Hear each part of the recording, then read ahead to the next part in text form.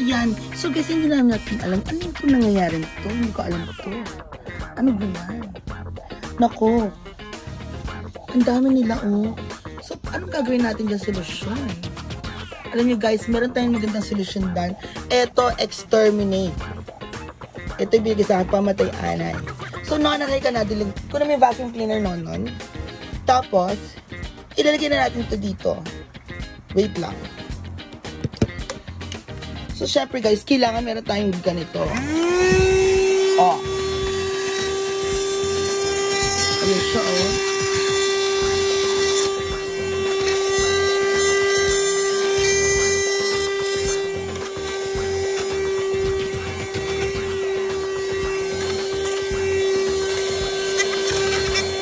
Ang dami nila.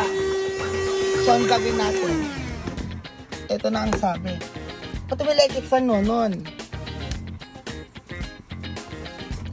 So guys, parang nandito pala itong, parang daw siyang pulbos. Pero pwede daw siyang ihalo sa water. Okay, go.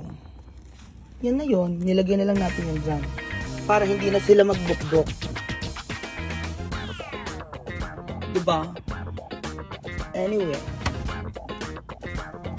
Oh, tara na. Ayusin na natin.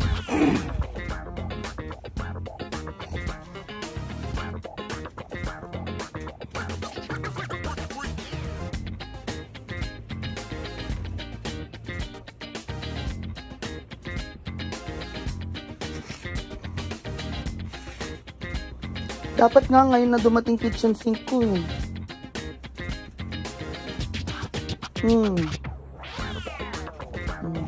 Pataka mo dyan, Beshi. Ilalong.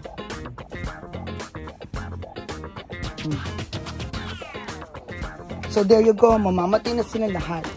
Bye!